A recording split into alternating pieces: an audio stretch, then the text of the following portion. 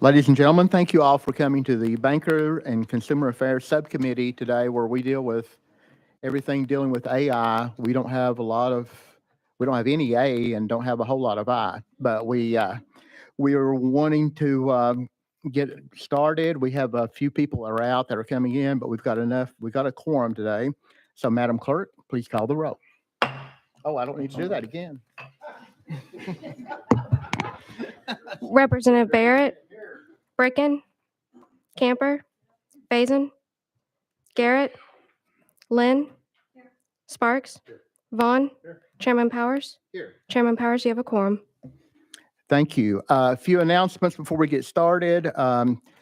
We have some groups here to testify on behalf of the bill, so we're going to try to speed everything up a little bit and give instructions for the policies regarding the testimony in committee. Each group is allowed 5 minutes in total speaking that are called up together for testimony. An individual has 3 minutes.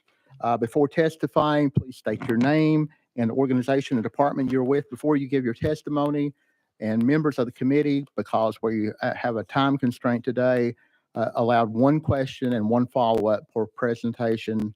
And this includes even with the financial institution presentation today with Commissioner Gonzalez. Have some housekeeping to do before we get started. We have a request by the sponsor, Representative Parkinson, to take item 8, 1953 off notice. And House Bill 2615 by Chairman Reagan has been rolled for 1 week. Item number 7, House Bill 2602 by Representative Johnson has been rolled 2 weeks. And are there any personal orders before we get cranked up and started today? Anyone? In that case, the first thing on our agenda is a presentation by our Commissioner Gonzalez, who always does a great job for us, and we really appreciate him taking time out every year to come and bring us up to date on the financial institutions in the state of Tennessee. And Commissioner Gonzalez, you are recognized, and we appreciate you coming. And I'm going out of session. Sorry, Commissioner Gonzalez.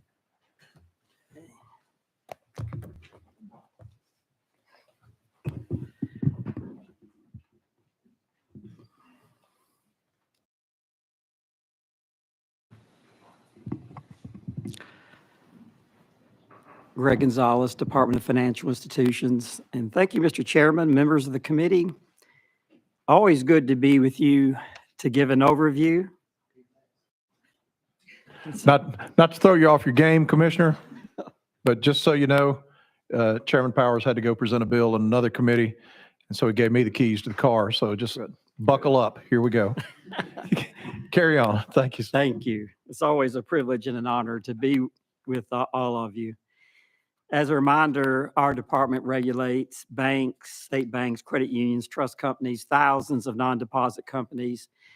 Our primary goal is a safe and sound banking system that contributes to economic development, and we have a safe and sound banking system in Tennessee today. That's been the case for many years, and I would say that citizens historically are accustomed to a safe Tennessee banking system. There is public confidence in the banking system. That confidence is justified. But all of us know about the significant activity that's happening in the background that makes this possible. It just doesn't happen. And it all begins with prudent institution management that deals with a variety of risks to ensure that their customers and communities are served. Tennessee has a strong banking system, and that's the record of the industry, not government. But there is an ecosystem that supports the efforts of thousands of our fellow citizens that work in financial institutions. Our department assesses the condition and operations of institutions and provides independent feedback. The overwhelming majority of institutions are performing well. When we have some institutions that have challenges, then we put a safety net around those institutions while we avoid putting more unnecessary regulation on those entities that are operating well. Not only are we the regulator of these state chartered entities, but we're also a partner to them. State law contemplates that partnership. As a partner, our goal is to give institutions the most complete view of how we see their operations and then work with them. We're not their partner if we do not give them the best assessment possible. I've told our examiners to do the best they can to just tell it like it is. The ecosystem that supports our banking system also includes a broader group as well. Governor Lee and this administration, along with all of you, have supported our department and the industry in efforts to build a stronger and more experienced examiner workforce. Core bank examiner turnover rates appear to be coming down, and that's good news for all of us, but especially for state banks who rely on us to give comprehensive but fair exams. We appreciate the governor and all of you for your help and support. The work that the governor and you all have done to create a great state environment for business operations is critical for a safe and sound banking system. This ecosystem also includes federal regulators that work with us on a regular basis. We work hard to find common ground with our federal regulator partners because when we don't have that common ground, we can send different messages to banks and others. It's good for the health of the banking system when federal and state regulators can have a broad mutual understanding on issues and then provide consistent messages. At the same time, there are circumstances whereby our mission and state law that we have found it necessary to not only disagree, but to actively oppose federal action. Let me discuss how I see bank regulation today. I really do believe that our mission is as important today as it's ever been because of a stressed regulatory environment in the wake of the large bank failures that happened in other parts of the country last spring. It's challenging enough to be a bank director in this environment, and the last thing we need is for bank regulators and government to make it even harder. I also think that we as regulators need to be wary of the power that we hold and to have a healthy skepticism of what government does. Now, let me be clear that I think government is critical to the well-being of the banking system, and our department has acted, and it will act as necessary to protect the banking system. But I also have a healthy skepticism of the power of government and how that power is deployed. Our process has to be great, and we need to do the best that we can to garner the consent of the governed to the extent that is possible to create credibility and trust in what we do. To think about regulatory judgments through the filter of our regulatory balance mission to ensure a rational basis for decision-making. You know, you can have the greatest technicians in the world, and we have that. The greatest lawyers and examiners and accountants, but if you don't have the right mission and then establish that mission as part of your culture, then I think it's really easy for any government agency to simply wander from position to position rather than having a coherent and consistent approach that facilitates institutions serving the people of this state. That's why leadership matters, to have leaders who know the appropriate limits of government while focusing us on what really matters. And I appreciate the leadership of the governor and all of you for so many years in this committee to help establish a safe banking system. Just a word about financial institution directors, and I'll wind up. Boards of directors are the backbone of the banking system. Overwhelmingly, state banks and credit unions are rated satisfactorily, and that's a direct result of the work of boards of directors and management. But I will say that because of those large bank failures elsewhere in the country, that the regulatory environment can be challenging. So in light of these somewhat unsettled times, we believe it's important to remind directors about certain basic concepts and share with you some of our observations. I like to focus director attention on being diligent, acting when you see red flags and warning signals. Red flags are so key to meeting fiduciary responsibilities and managing risk. You know, I've been asked to share some general thoughts about bank board decision-making and risk management in today's environment, and then how we go about assessing the work of our boards of directors. In particular, I know that there's interest in whether environmental, social, governance issues come up in our work and how we think about those issues. I can tell you that ESG as a political philosophy simply does not come up in what we do, doesn't come up in our regulatory work. We don't regulate national banks. ESG does not come up with the Tennessee industry or with our federal counterparts. So I cannot give you firsthand feedback on that. And we are in many respects supervising relatively small Tennessee community-based banks and credit unions that are doing a good job of serving local communities. As part of our examination, we do review management. We make those judgments on boards and management by first ensuring we give them the greatest amount of business judgment. The State Banking Act provides the standards for the exercise of authority by the banking commissioner. Among other things, state law directs us that the underlying purpose of the Banking Act includes the opportunity for the management of banks to exercise business judgment in the affairs of institutions. When I talk to boards from time to time, I like to ask them about what they're trying to achieve, what risks they see, how are they managing that risk, how do they plan to meet the needs of their community. That's one of the best things that I get to do, because I have visited with directors in their own boardroom all across this state, and maybe have met with directors that have never met a banking commissioner before and are getting a chance to tell me what they're trying to do to make their hometown and Tennessee better, customer by customer. Tennessee banks are subject to safety and soundness expectations that impact the issues that maybe some are concerned with. There are regulations that banks must take heed of to ensure that they do not discriminate against customers, such as federal fair lending laws that have been in place for decades. Banks have obligations to meet the needs of their community, and they are examined for that from a community reinvestment standpoint.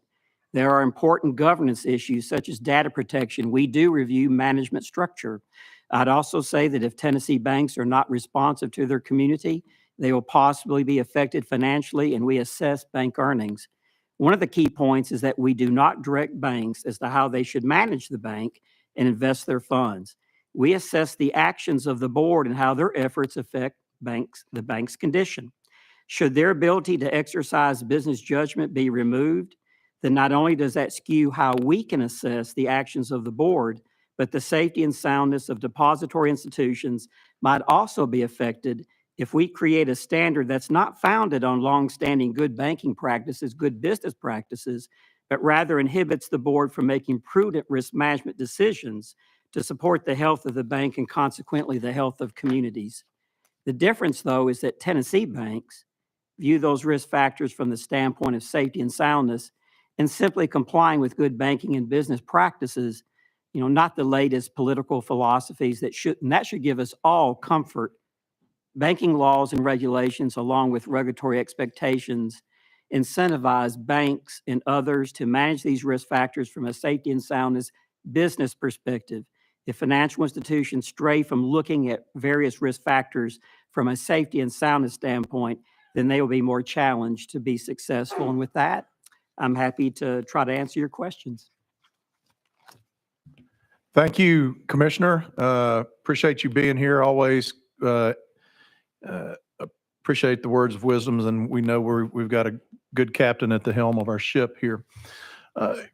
Could you go back? It was about 3 sentences that you, right before the end of your close there, when you were talking about political philosophies with regards to the safety and soundness of a bank. It was in your prepared remarks.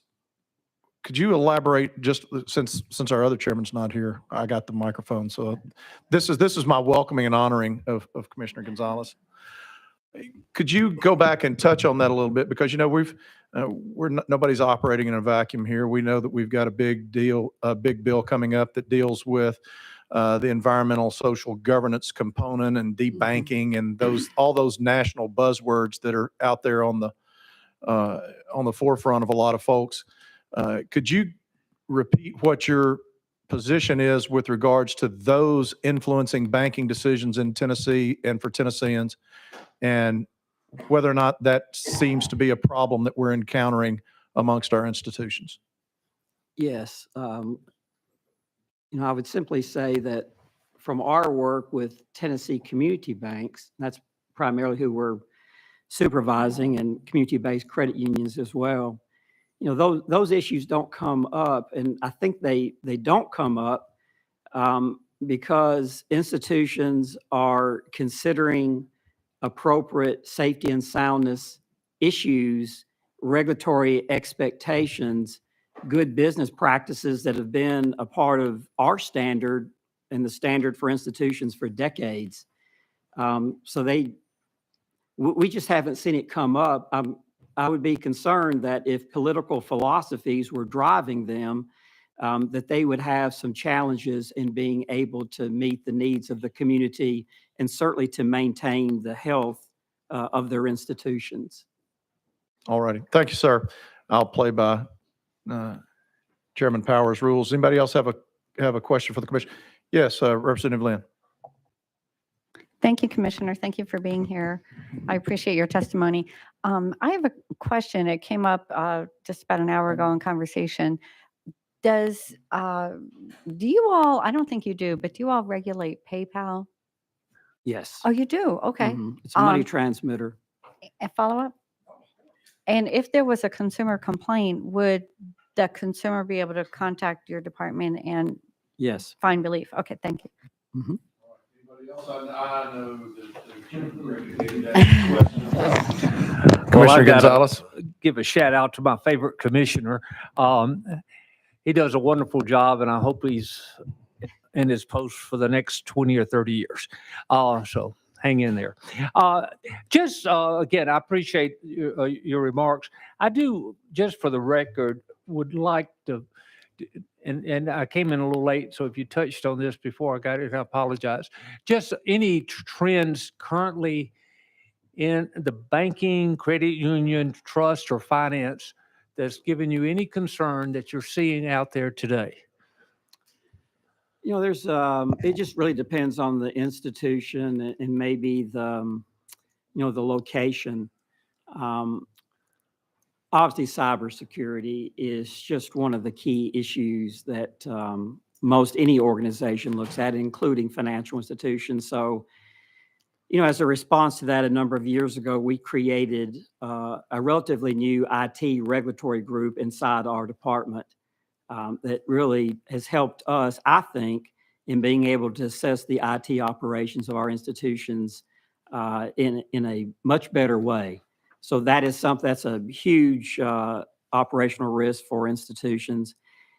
From a commercial real estate standpoint, I know we're going to be monitoring CRE renewals over the next year or two. And so we'll see what happens to interest rates and how that impacts. But that's always, commercial real estate always seems to be one of those factors. But the health of the industry and what institutions, I think, have done all across this state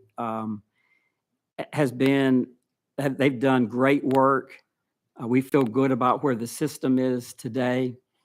And we risk scope each institution's exam to try to understand what might be the issues that particular institution may be experiencing, and then how are they managing through that risk. The one thing that we really don't want to do is to have a one-size-fits-all view of an entire industry that can cause more problems than they can solve. So overall, I think we're in good shape.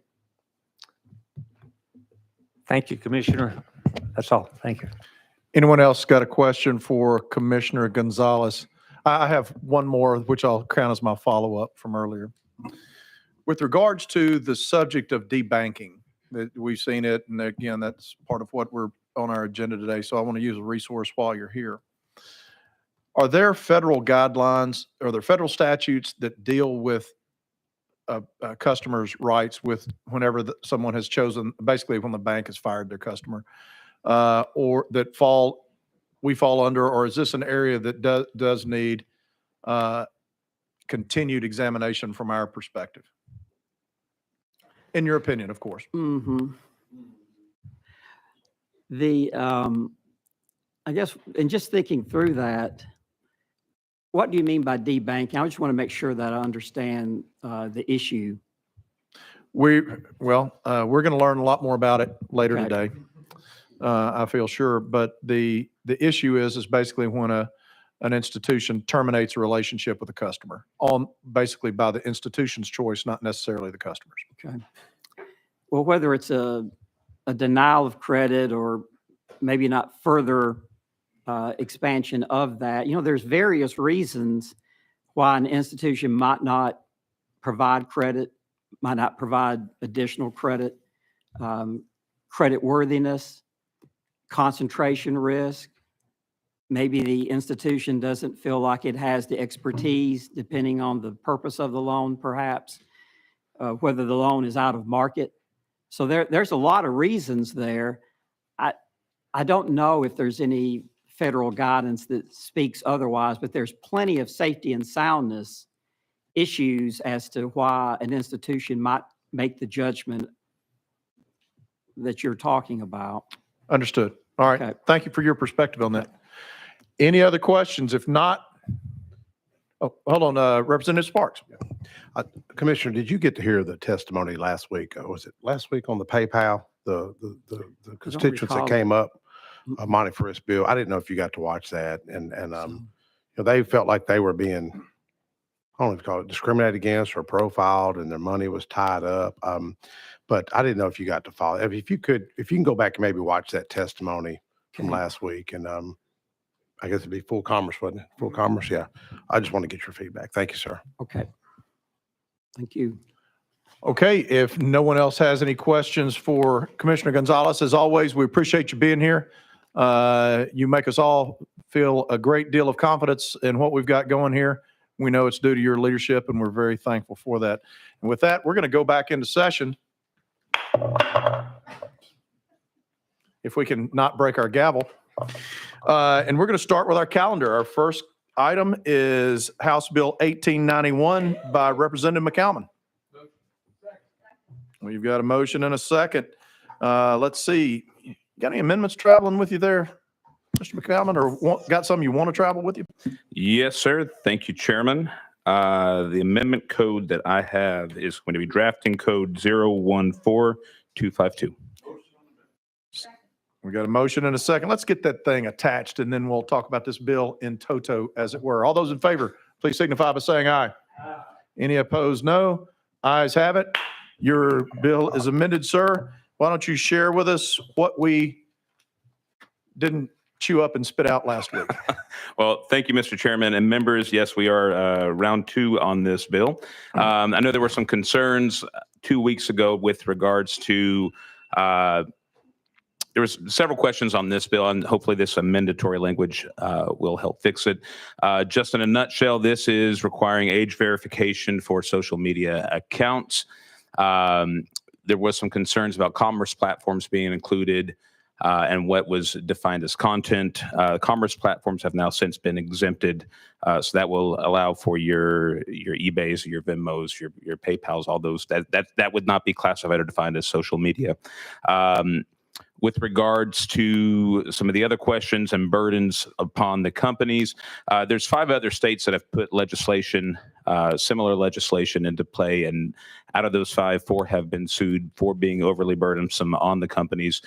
We feel that it is best to let the companies make the decisions on how they're going to enact and enforce said policy. The one state that has not been sued was Louisiana, and it's because they were not overly burdensome on the companies. With that, I stand ready for questions, and we also have folks from the governor's office here to answer questions as well if needed.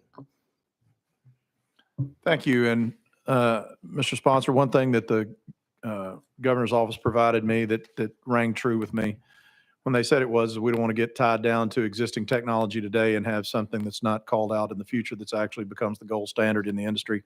That's such a dynamic business segment. So I do appreciate them pointing that out. Anybody have any questions for our sponsor on this matter? Seeing none, we will call the question on this bill. All those in favor of House Bill 1891, please signify by saying aye. Aye. Any opposed, no. The ayes have it. You are off to Commerce full. Thank you, Chairman and Committee. Yes, sir. Okay.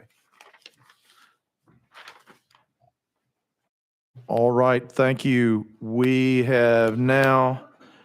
going to the item number 2 on our calendar, House Bill 2100 by Chairman Zachary. Thank you, Mr. Chairman, and thank you, committee and members. Mr. Chairman, before we get rolling, just since we've got a small, intimate committee here, I would like a roll call vote on the final vote, please. Roger that. All right, members. Well, actually, Mr. Chairman, before we get rolling, I do have an amendment, drafting code 13657. I've got I have an assortment of amendments here. So you're doing away with 1 and 2, and you would like 3 and 5 attached? Is that what your preference is, or just 3? Just, hold on, Mr. Chairman. I got so many papers here. Did I give you 14373? Is that what I gave you? No, you gave me 1, 3, 6, 5, I'm 7. sorry. 14373. All right. There we go. We're on the same page. All right, we are here. All those in favor of, which shows up as amendment number 5 by Chairman Zachary, it's amendment 14373 drafting code. All those in favor, please signify by saying aye. Any opposed, noes? Ayes got it. You are amended, sir, and you may proceed. Thank you, Mr. Chairman and committee members. Based on Chairman Powers' instructions, I'll be brief since we do have so many experts here to testify on all sides of the issue. Members, the bill before you today is critically important legislation. It's a consumer protection bill for all Tennesseans. And let me be really clear, based on the amendment we just put on and based on Commissioner Gonzalez's testimony, there is a $100 billion asset threshold to this bill. And what that means is that this bill only applies to banks with $100 billion assets or more. That's basically the 28 largest banks in the country. That excludes every Tennessee charter bank, as Commissioner Gonzalez said.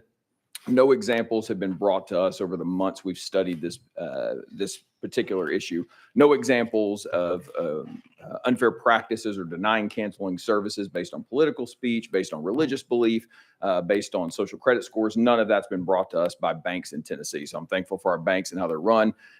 So this only applies to the largest banks in the country. Mr. Chairman, just again, for the sake of time, because we do have significant testimony, I just want to read just quickly from the bill to let you know what this bill does.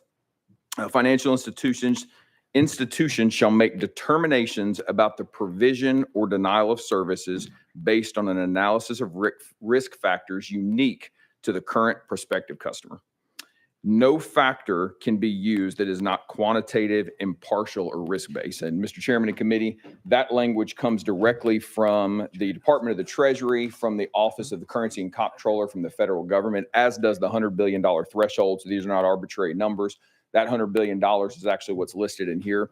And Mr. Chairman, if I may quickly, this particular document from the federal government, from the Department of Treasury back from 2021, makes clear that some banks, this is again the federal government, this is not state, that some banks continue to employ subjective or category-based evaluations to deny certain persons access to financial services. When a bank predicates a person's access to financial services on factors, this is extremely important, other than quantitative, impartial, risk-based standards, it has failed to act consistent with the basic principles of sound risk management, as explained in the rest of this document. It's a 45-page document. I can send this to each of your offices. So members, basically what this legislation does, it prohibits an institution, again, the 28 largest banks in our country, from denying financial services to any Tennessean based on their political speech, religious belief, or a social credit score. It doesn't change the way they lend. It doesn't change any of their practices.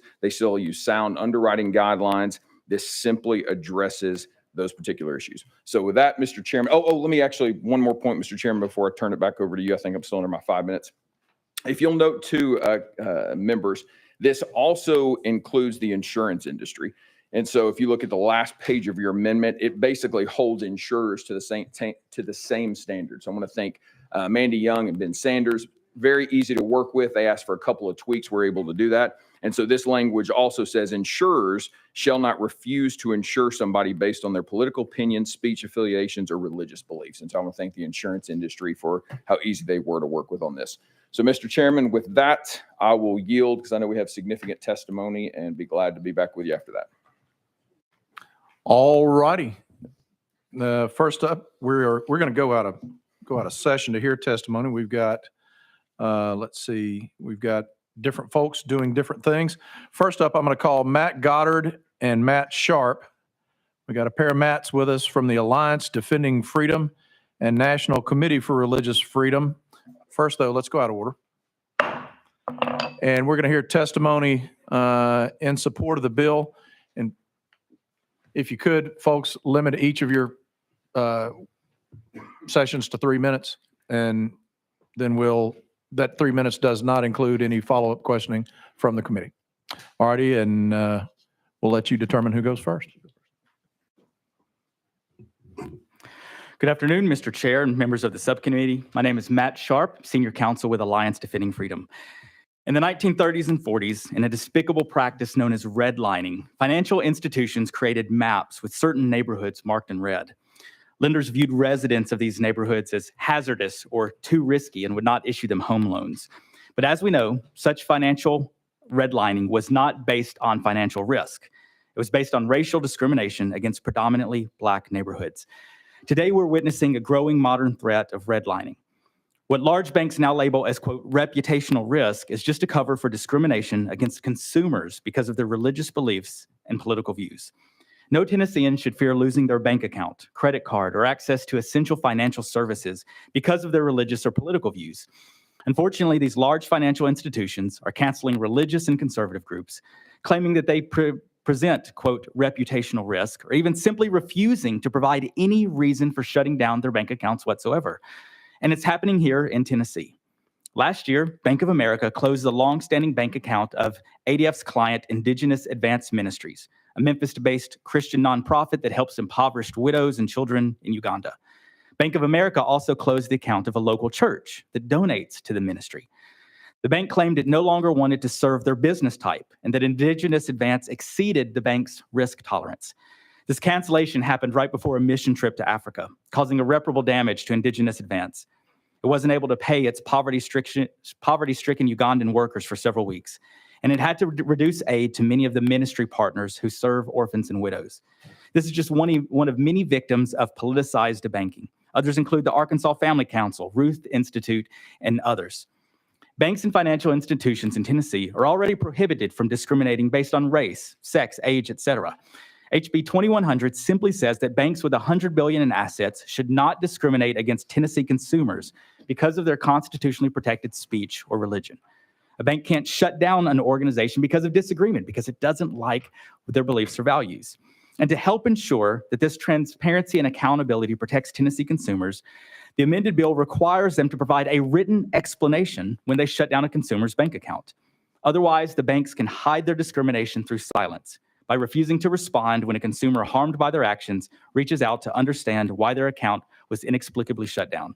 Consumers need protection from the growing risk of debanking, and HB 2100 provides Tennesseans with these necessary safeguards. Thank you.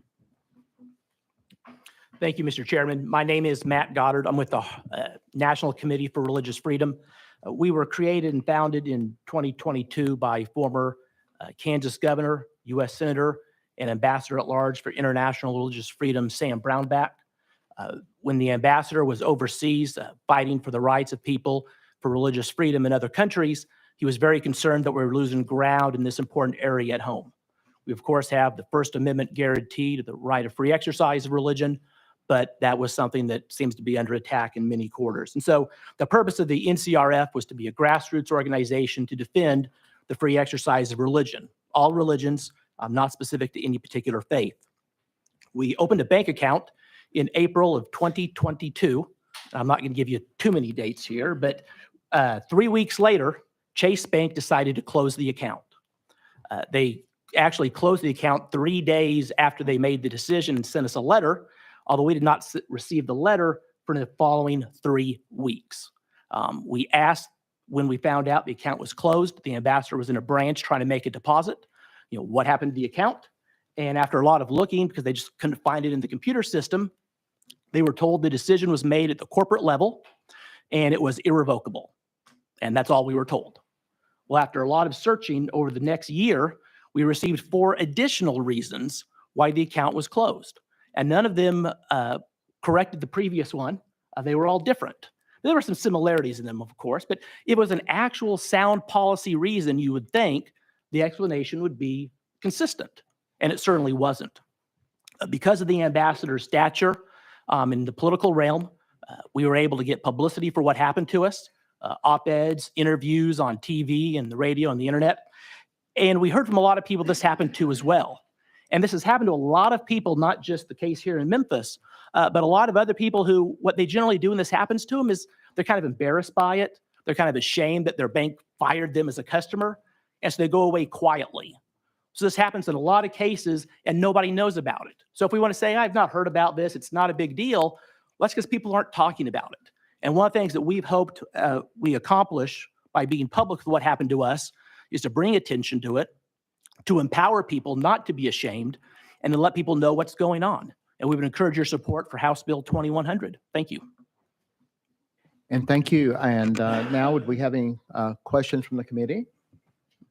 Chairman Bond. Yes, sir. With regards to these particular examples that you give us with regards to this, whatever the term is, firing, termination of services, whatever name, did that include the extension of credit, or was this mainly a deposit-based issue to where they took your money and you didn't know where it went? Because that's a big concern to me on both sides of that. I think that I view those through two different lenses, but I know that I feel very strongly about one of them. In our case, it was merely a checking account. And it took us several weeks to get the money delivered from Chase. So there was the disruption in services, but in our case, it was simply a business checking account, sir. Yeah, and I would say with Indigenous Advance, same thing. But I think some of the broader principles of access, whether it's a line of credit or whatever, we do want to make sure that these banks are not targeting based upon disagreement, but rather, as the bill says, using the quantitative risk-based factors that they've always used, that federal law says that they're supposed to use when extending lines of credit and things like that, and making sure that it's that and not political or religious beliefs. All right, thank you.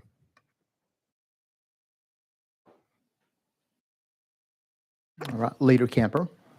Thank you, Mr. Chairman. Thank you for your testimony. Is it Mr. Goddard? Yes, ma'am.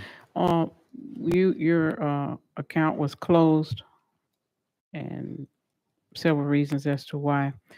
Were you able to then go to another bank of similar size or anything and get an account? We did there? actually. Okay. The ambassador's in Kansas. I'm in Kansas as well. Okay. We opened the account in Virginia because at the time that's where our executive director was.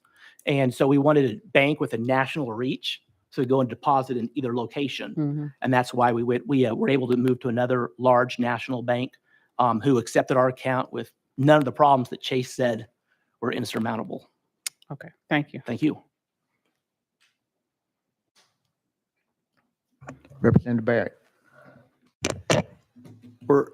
Matt, were either of you given any indication or notice ahead of time that these types of evaluations were being done by Chase or the bank that you were dealing with?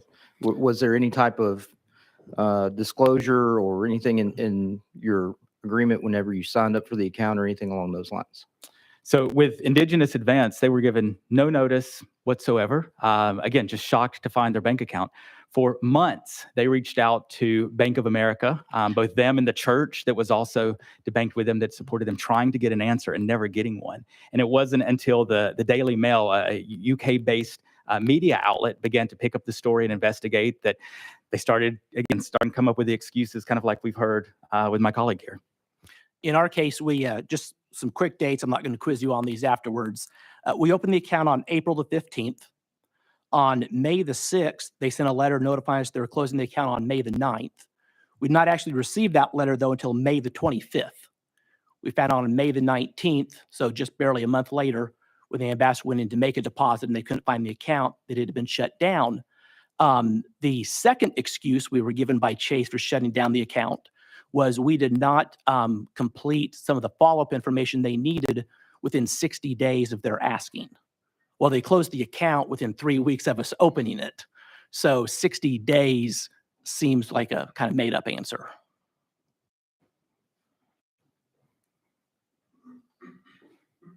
Any other questions from the committee? Oh, yeah. Representative Sparks. Thank you for your testimony. I was looking at an article. Now, Mr. Happ, is it Happ or Hape? Steve? It's Steve Happ. Okay, so he wasn't able to come up and testify or anything. No, sir. He's actually overseas. Oh, is he? On Yes, a sir. mission trip. Okay. This is the article by I guess the Christian Post. I was just going to read what he said, if it's okay with the chairman. after this experience, he claims it was shock and confusion upon receiving one of the letters that referenced Indigenous Advance's business type. He reached out to Bank of America multiple times. He said, he asked them, what type of business do you think we are? And they responded, he told the Christian Post, they said, I'm sorry, we cannot give you that information. So far from being simply an inconvenience, Happ said Bank of America's actions significantly disrupted the group's outreach and impact. Quote, when they closed the accounts, it meant the people who are dependent on us couldn't eat, he said. To us, it's a big deal that if your paycheck is delayed for a day or two, but for Ugandans, they live day to day trying to find where they're going to find their next meal. It's a powerful statement. Do you think that religious freedom is under attack? I mean, it's hard for me to believe that, because I know everybody wants business. A bank would want business. I've always had a great relationship with banks. Do you think that there really is persecution? In our case, we never received a straight answer. So maybe it wasn't because we're dedicated to religious freedom. We're suspicious of that, because why else would they shut the account down after opening it? And we've heard other stories from people who've undergone similar circumstances, similar experiences. Yeah. So we hate to think that. And the bank commissioner made the comment earlier that these aren't stories we're hearing from local banks in the community. These are national banks, and it's not being made by the local branch, seemingly. Yes. Somebody at the corporate headquarters. So these aren't people necessarily who are your constituents making these decisions. So we can't really, ascribe a motive to them. We don't know. Yes. But certainly if it is religious, that should be frowned upon. Yeah. I would hope that doesn't happen. I wish you could watch PayPal's testimony from about a week or two, and the commissioner as well. Thank you for your testimony, sir. Leader Camper. Thank you, Mr. Chairman. I think that sort of answered the question I had. I was wondering why, did you feel it was because of your religion, or because of, is there an attack on religious freedom? Is that what you have? And are you seeing this in other places? Why did you come to the conclusion that it was because of that? Well, I'll say, again, as you brought up, this is a pattern. This is numerous organizations that, again, have religious beliefs, conservative beliefs, and others that we're seeing, again, same banks unexpectedly shutting down these accounts with no reason given. And I think that's why an important part of this is that transparency, that when these consumers are reaching out saying, look, if there's a reason, if we missed a payment, something, put it in writing, let us know the terms of service. But what we see and time again is these shifting reasons, all of this that ultimately seems to boil down to concerns about, it seems like it's disagreement because of beliefs or values or things like that. And we hope we can get to the bottom of that. Oh, I know you said just one follow-up. Okay. And you're saying that you're hearing from people in Tennessee that this is happening? And do you have like a list of some of these that you can provide to the chairman? We can see it later. Yeah, so again, we represent Indigenous Advance. There is also the church, Servants of Christ, that is based here in Tennessee. So both of those are Tennessee banks, and then in the surrounding area, others. But we would be happy to provide other stories like this that are happening.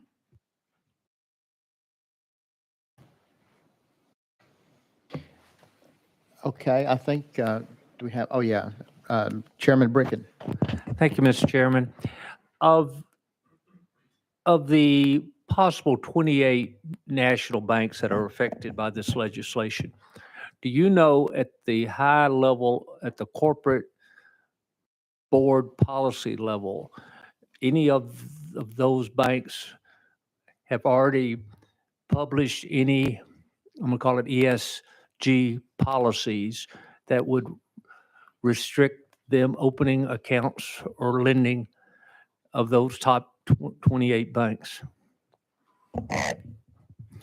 Well, I'd say what we've found is a lot of vagueness in their policies. They give them, again, it's this reputational risk language that they like to use and include in their policy, saying, if we disagree with you, if you think it hurts our reputation, that we can do that. And so we're seeing that being used, that language being used, again, with Indigenous Advance and others. They keep going back to this, it's your business type. It doesn't align, whatever. And again, rather than just saying it's because of these financial factors, because of these risk factors, they're going back to that. And I think that's what we're seeing in a lot of these businesses and industries, is this vague language buried in there that essentially they use to go after those that they disagree with, apparently. if I could, sir, there's no formal policy that we're aware of that calls for discrimination, just the examples we see. Last year, in fact, on May the 2nd, 19 attorney generals sent a letter to Jamie Dimon, the CEO of JP Morgan Chase, alleging discrimination by Chase due to religious or political affiliation. I'd be happy to share that letter with you if you'd like to see it. But they go through a number of examples, including our own, that concerned them as law enforcement officers. I guess I certainly kind of Chairman wanted to see if possibly some of the issues at some of these banks may not be at the high board level, but at some middle management, some operations person that just take it upon themselves to make a political or social decision. And I know that's probably hard to determine in these banks of that size. So.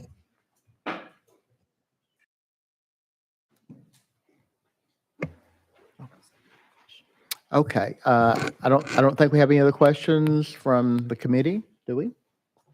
Okay, I do have one. I think first of all, this is for Matt. And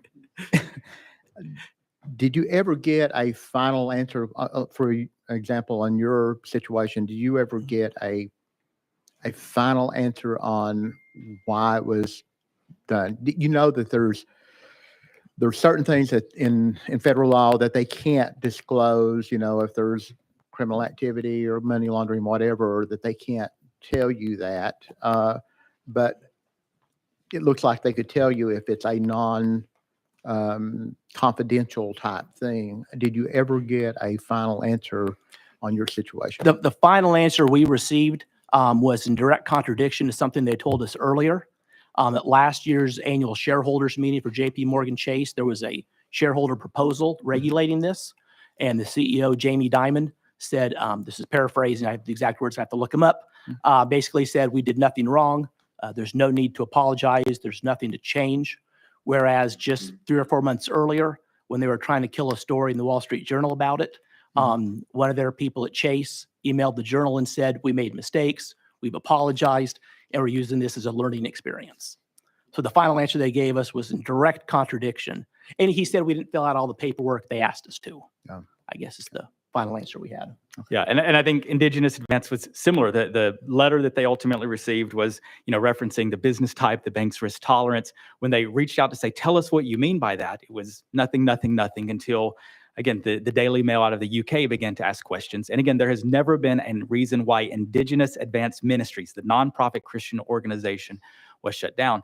And to your point, we've heard references to, non-disclosure. Well, what federal law says is, while you can't disclose that it's called a suspicious activity report has been filed against you, federal law says the underlying actions, whatever you did that triggered that, can be disclosed to you. And that's what these consumers are asking for. Tell us what's going on. And again, they're getting stonewalled, silence, denial, or them speaking to the press and not to the actual consumer themselves. Okay. Okay, well, thank you. And that's what we're trying to determine, if this, if this is a bill, if this was a remedy for it, or if there's some other remedy that we need to look at. So one thing, I'm going to go out of session for just a moment. We're going to look at what the federal rules say about this, and I've asked legal to kind of look what it's an Equal Opportunity Credit Act and what they do, and maybe what the remedy for some of these that are already on the books, to see if they would apply to in your case. So we're going out of session. Levin Middleton, Office of Legal Services. Under the Equal Credit Opportunity Act, it is unlawful for a creditor to discriminate against any applicant with respect to any aspect of a credit transaction. And it lists a few things, but one of them is on the basis of religion. My understanding is that for violations of this, a creditor that fails to comply with that requirement can be liable to the aggrieved applicant for punitive damages in an amount not greater than $10,000. They can also have damages based on class actions that don't exceed the lesser of $500,000 or 1% of the net worth of the creditor. Okay, thank you. And we have another question for legal. Representative Sparks. You mentioned journalism, people telling the story. Did you have many journalists tell this story? I see this, is it Ian Giotti with the Christian Post and many other? I'm sorry. I thought you had a question for legal. Oh, I'm sorry, no. Sorry.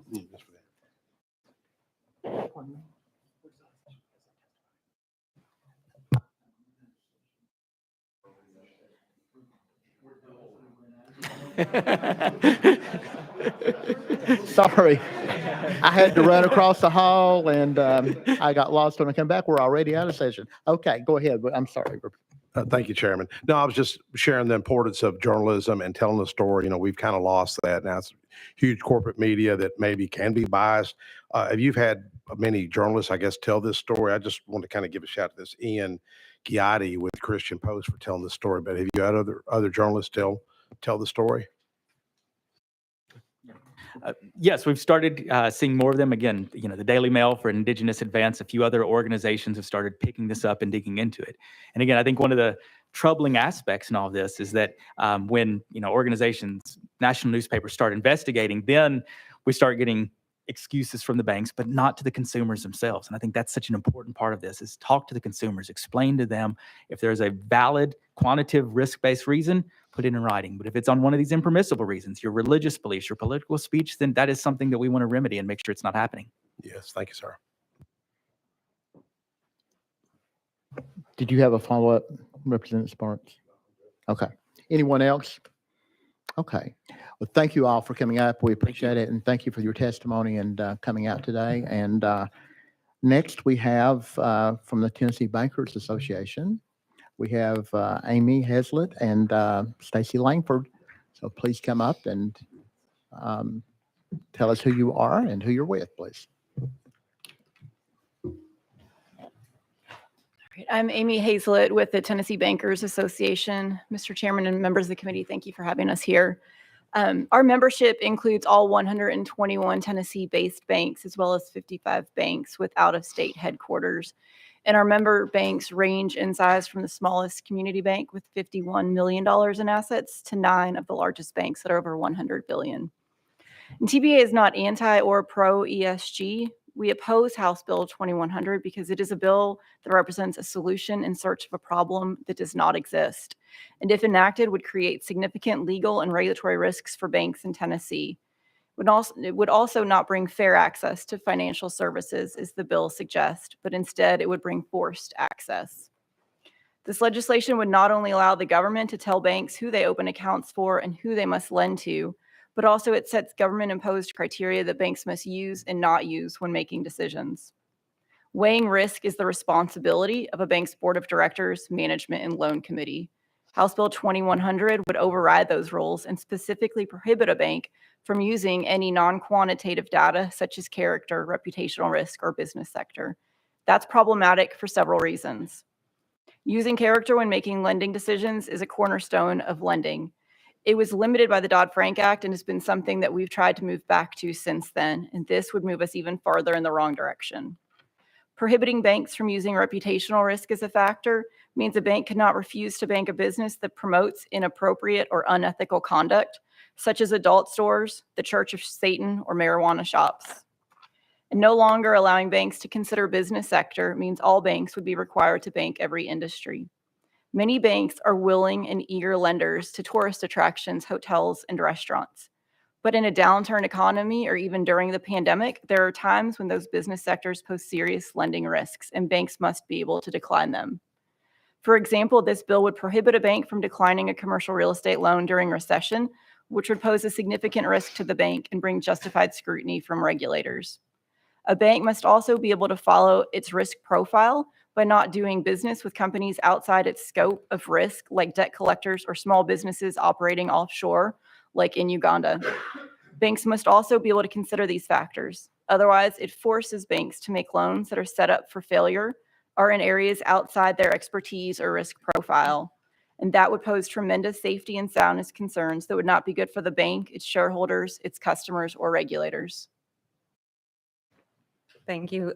For the record, my name is Stacy Langford, and I'm with the Tennessee Bankers Association. Good afternoon, Mr. Chairman and members of the committee. This legislation will increase liability for banks and open the door to lawsuits alleging a person was denied financing or had an account closed because of one of the many reasons listed within this bill. In reality, there is a multitude of factors that goes into every credit decision. Banks do not use social credit scores. They do not reject or end relationships with customers solely because of their religious, social, or political opinions.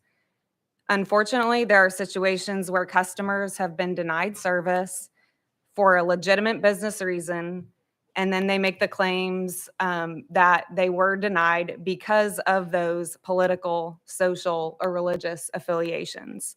In fact, we know, for example, one of our members, Chase, has said that they bank over 50,000 nonprofit religious organizations around the country.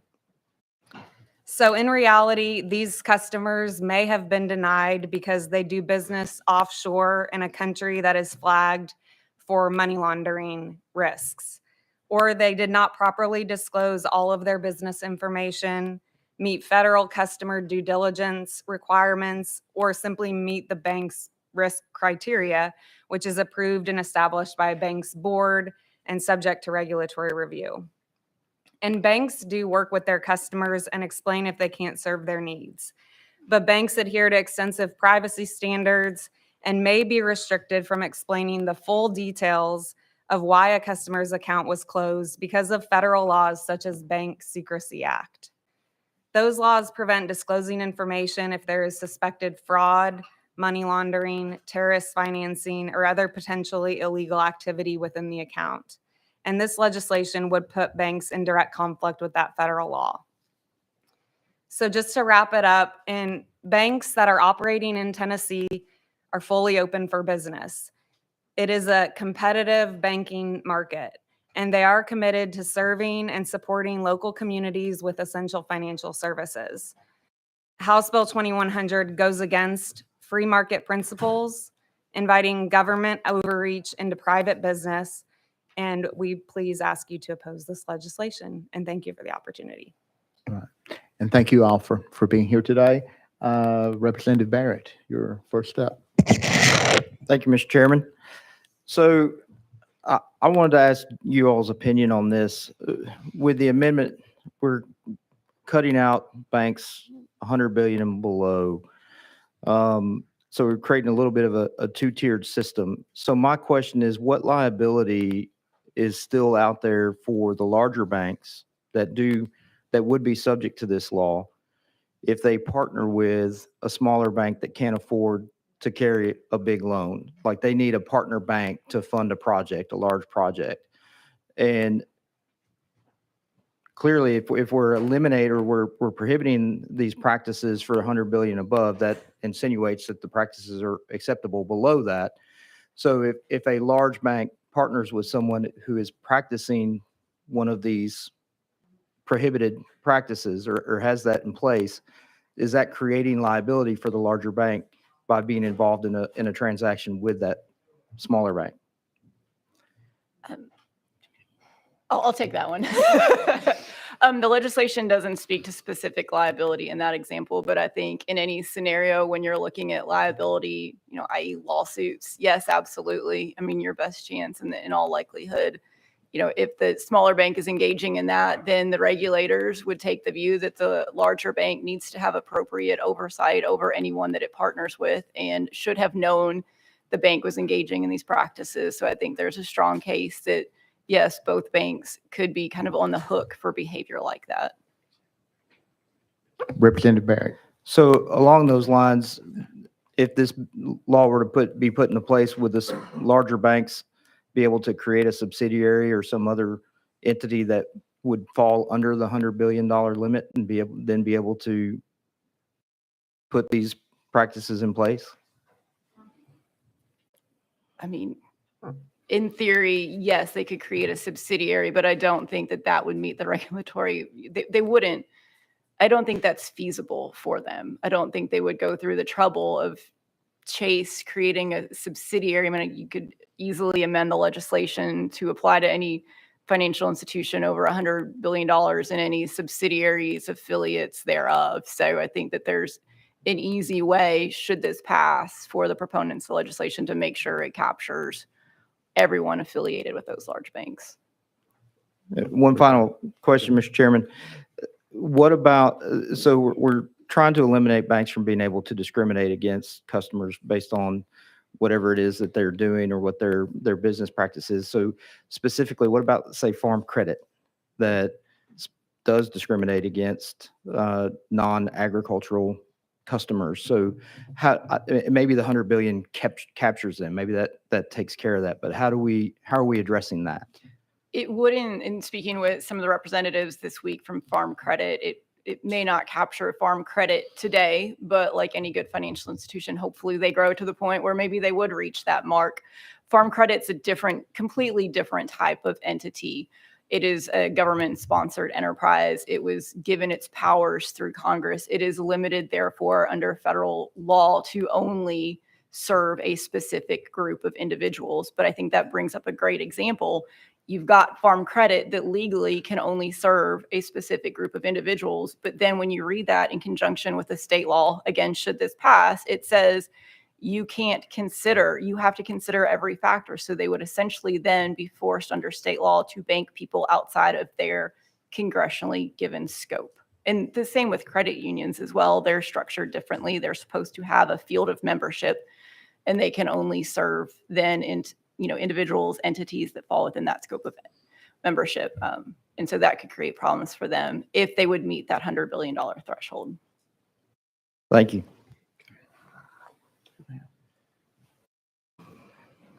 Okay, I think we don't have any other questions from the members.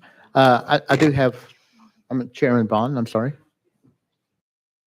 How many of your members today are in the above the $50 billion mark? Because what concerns me is through mergers or acquisitions that the population for this could grow. And the other aspect of it is how many players out there that are between 50 billion and 100 billion are we saying it's okay for them to discriminate against people by them being excluded from this bill? According to my calculations, there are 8 banks that are members of ours, one that is a non-member that also has a presence in Tennessee that would fall within the scope Of the 100 billion. of the 100 billion. Yeah, and I think, Mr. Chairman and Chairman Vaughn, you were asking about 50 billion to see who's on the cusp.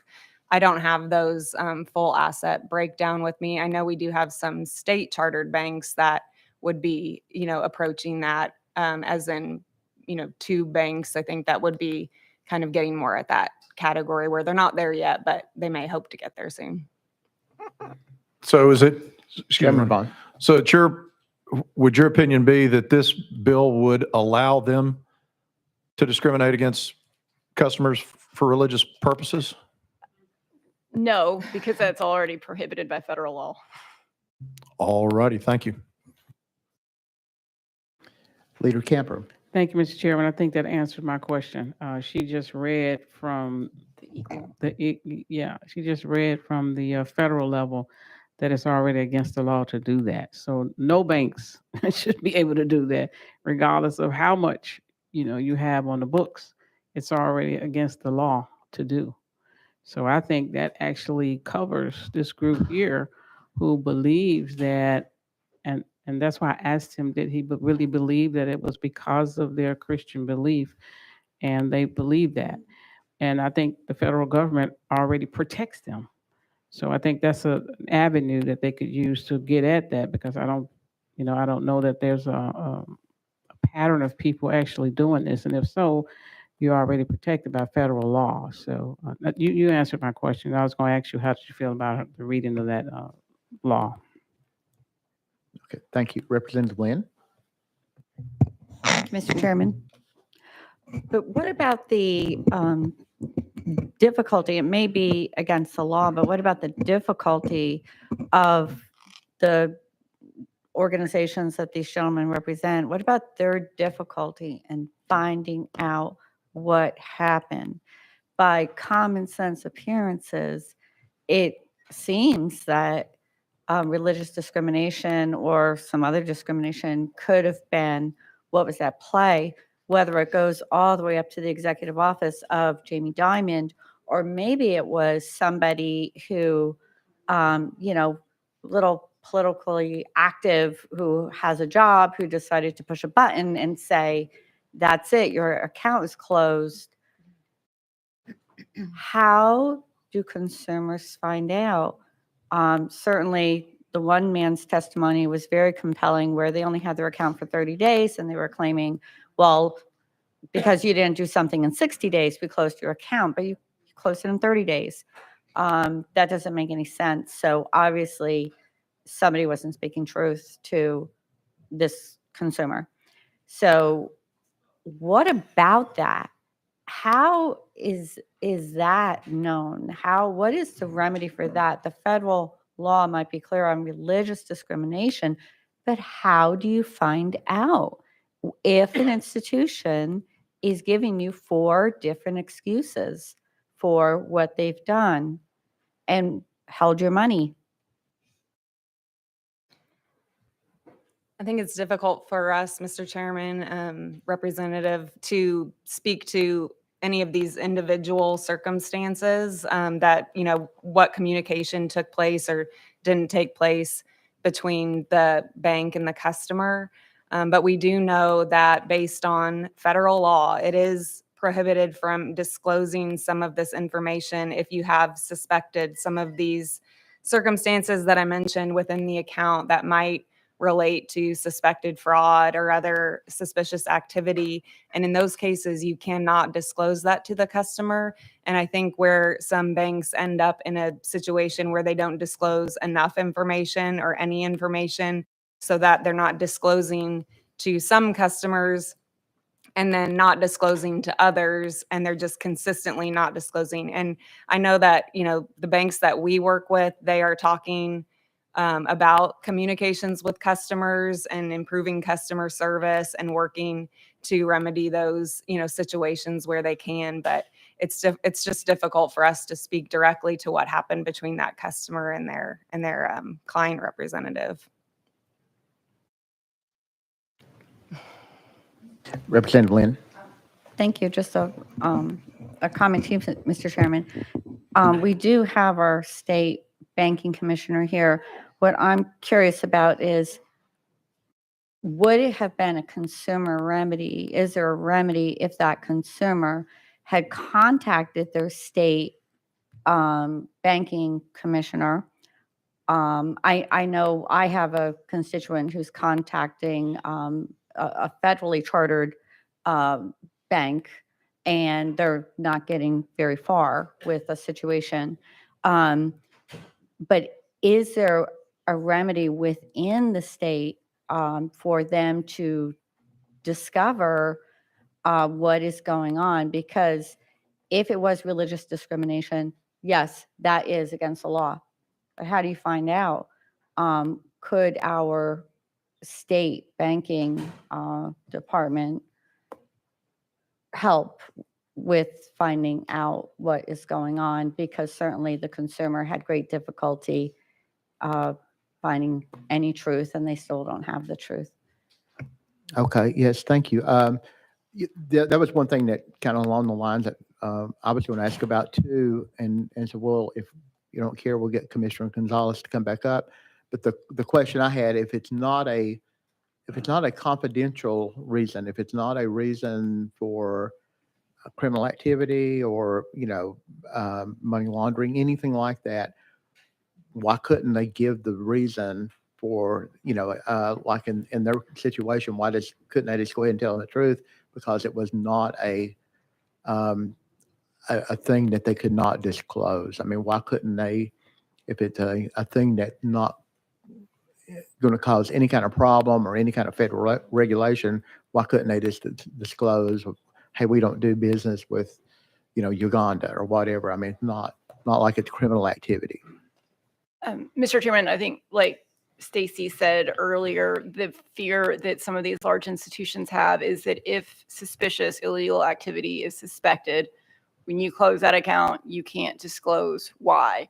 So then if you close an account for non-illegal activity, for lack of paperwork or, outside the risk profile, then you're essentially telling these customers, that you haven't given a reason to, I mean, that's a red flag of, well, we didn't give you a reason, so you can assume that it's suspected activity, and that's what's prohibited by federal law.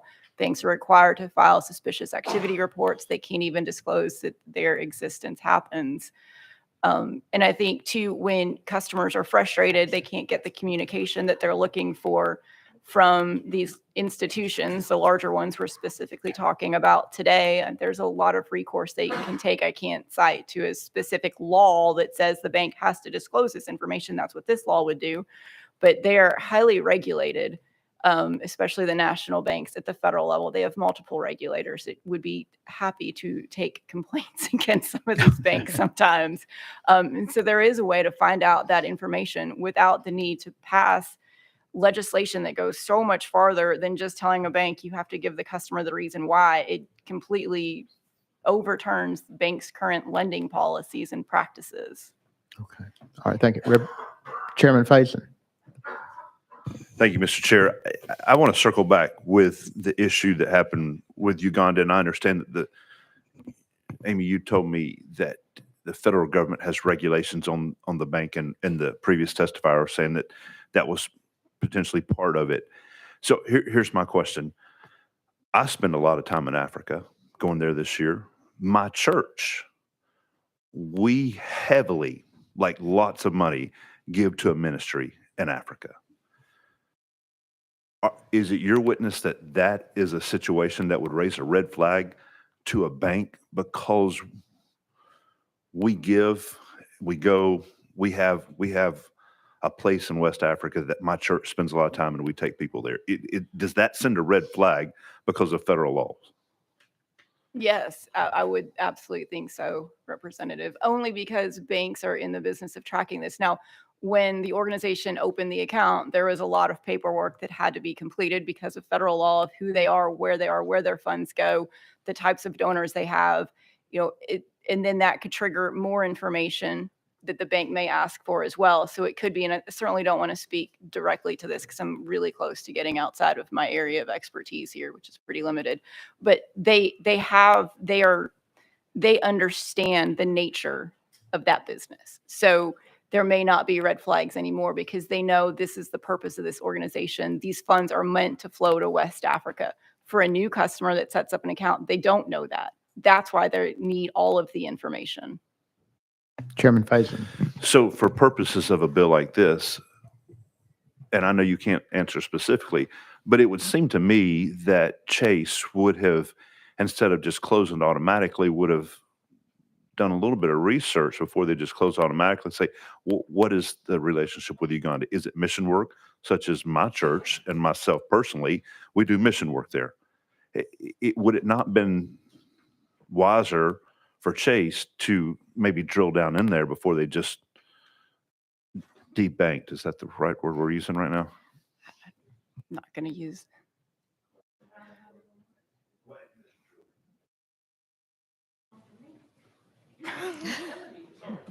Yeah. Yeah, Please. debanked is a new word that we came up with for this committee. Yeah, go ahead. I'm sorry. Yeah. Representative, I can't speak directly to what happened internally at Chase specifically. I mean, given their size, I know banks have multiple different committees that look at these accounts and they have risk committees and fraud committees. I mean, there could have been a review that I'm not aware of. I don't know the specifics of what happened with that account.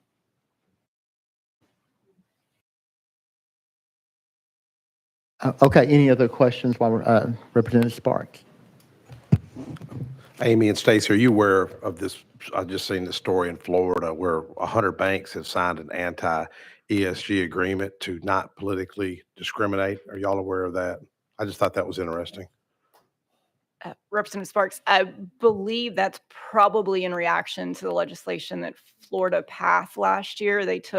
It's structured similarly to this legislation, sort of detailing what banks can and can't do when making these decisions. But Florida took a different approach and said, if you want to be a qualified public depository, meaning if you want to hold state funds, which we have that system here, then you have to sign this attestation agreeing you will not do these things. And there's a reason they did that, and that's because they had fears that they couldn't just tell national banks, you can't do these things, because that would have been open for a preemption challenge. So instead they said, just if you want to be a qualified public depository, you need to sign this attestation. Okay, Is I thank you. believe what you're referring to. Yes, ma'am. Thank you, ma'am. All right, Chairman Vaughn. As opposed to just saying the whole thing. With regards to this bill, because personally, I find parts of it that I like and parts that I don't care for. But I want to find out from you. And with all disclosure, I was a former community bank director, so I have a certain perspective on this issue. Is your concern the reporting mechanisms that are driven by this? Is it the elimination of the discretion of the bank officers to the creditworthiness of potential customers? What is it that you are, because I know what it is for me, but from y'all's position representing your members, and like I said, I know choice C is all of it. But between those, what is it in particular that you find so objectionable to this with regards to your association? Chairman, I'll take that, and maybe Stacy can answer the rest, and we'll cover C altogether. I think the bill affects kind of both sides of banking. The account holders, the deposit accounts is one issue. It also significantly affects how banks make lending decisions. Lending decisions are extremely complicated. Yes, this would interfere with the role of the bank's loan committee, its risk profile. So that's extremely troubling for us. But I also think, and this is going to get into C, and I wasn't allowed to do that, but when you talk about the deposit account side, and with the amendment that requires, if asked by a customer for specific reasons, banks cannot do that if suspicious activity is suspected. Chairman Vaughn, do you have a follow-up? I think she said C pretty well there. Thank you. Okay, let me ask you one thing too. Putting that limit or that $100 billion threshold on there, do you think that in any way makes it an unequal playing field for the banks that are below that? I mean, I think you mentioned one time in Florida that they did it pretty much all the banks, because it's good for one bank, it's good for all of them. Do you think that would cause a problem, a legal problem, if it ever went to court or anything, that we're not treating all of them exactly the same? Chairman, yes, absolutely. I think there's a strong argument here. If it's limited to banks over 100 billion, there's a strong argument for preemption. Not to go into too many legal details, but basically preemption can be found when there's a state regulation that interferes with a national bank's ability to conduct itself. And I think here there is a statutorily granted power to national banks to make risk-based decisions to extend credit. And this legislation would absolutely interfere with that. I also think there's just a case to be made that this discriminates against the out-of-state banks and the national banks as well. Any other questions from the committee? If not, thank you all for coming. We have one more person that's going to be testifying, and we appreciate you all coming up. The next one is Eric Bledsoe with the Foundation of Government Accountability. If Eric is around, there he is. Okay. If you've not gone to sleep yet, come on up. We have, and please state your name and who you're with, please. Mr. Chair, members of the committee, my name is Eric Bledsoe. I'm a visiting fellow with Opportunity Solutions Project. We are a nonprofit organization that seeks to enhance individuals' paths to self-sufficiency. I'll just be very brief. I know we're all probably pretty tired right now, but and would happy to be answering any questions. But OSP, we support this bill. We've seen a lot of examples from previous testimony that debanking is a real issue in the country right now. It's discriminatory, and no American to get fair access to financial services really should have to fear this, right? work is the pathway to prosperity, but there's a step in between that, and that's fair access to financial services. So we encourage you to pass this bill out of committee and be happy to answer any questions. Thank you. Members of the committee, do you have any questions for the, yes, Chairman Vaughn? Yes, Eric. With regards to other than the Memphis ministry, Ugandan ministry, and the former ambassador's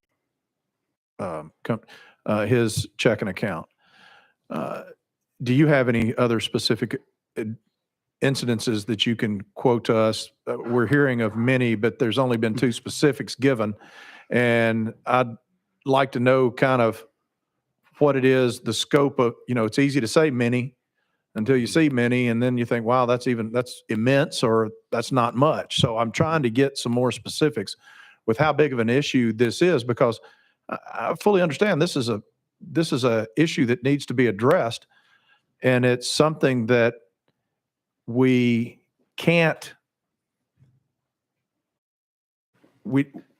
if discrimination is occurring, then we need to recognize it and get it stamped out.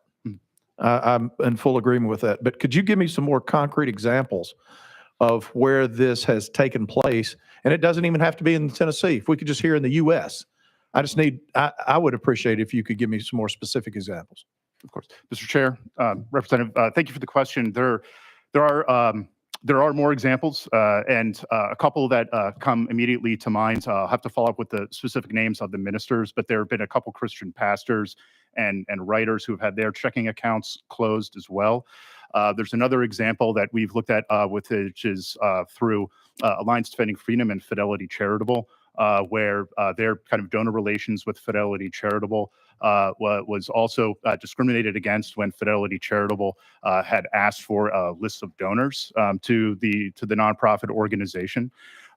We've also seen very recently some examples where the federal government was working with some of these large financial institutions that we're talking about right now to use merchant codes to flag transactions of individual citizens that were exercising their First and Second Amendment rights, and actually providing training to large financial institutions. So on multiple levels, both federal government and in large financial institutions, we're seeing more stories, and I can follow up with documentation of some of these more further examples. I'd appreciate it, because the merchant code deal we're concerned about as well. We saw that where the director of the Fed made some very interesting requests that were very troubling to many of us. So I do see that. But yeah, I would appreciate it, because this is a pretty big deal we're talking about, and we're hearing many, but we're only being exampled 2. And so that would be something that I would find to be very helpful as we continue to deliberate this. Thank you. Any other questions for the guest? All right, thank you all for coming out. We appreciate it. While we're still out of session, I think there was a question for Commissioner Gonzalez from Representative Lynn. Did you need to? We've got 1 minute. Just or Todd Staley, either one. Didn't you have a question for them while we're out of session? Okay. And we've only got about a minute or so left, so.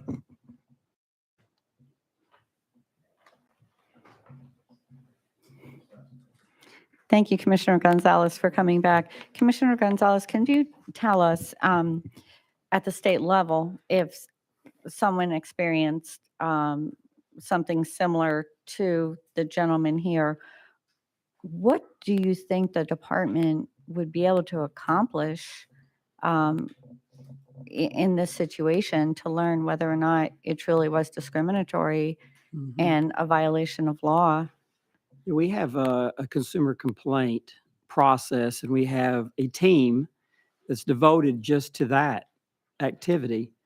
So we encourage anyone to share a concern, a question, a complaint with us. If it is an institution that we supervise, then we will take that complaint and provide it to the institution and ask for an explanation. and then we'll take it from there depending on the facts and the law. If it's not an institution that we regulate, a national bank, then we will address that complaint to the appropriate federal regulator. Chairman, one follow-up. Representative Lynn. But it might be difficult to get the truth. I mean, do you sue on behalf of consumers? Well, we do ask the institution, and there have been situations where we will include that complaint as part of our examination. Any other So- questions for the commissioner while we're here? I'm sorry, we're out of time. We're going to have to, Chairman Zachary, we're going to have to roll you over. We got another committee coming in. Apologize, but if you don't.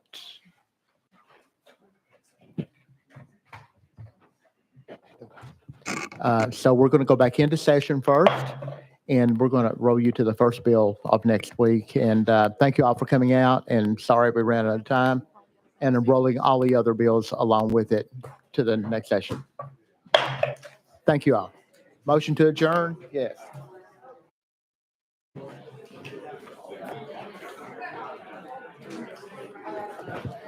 I knew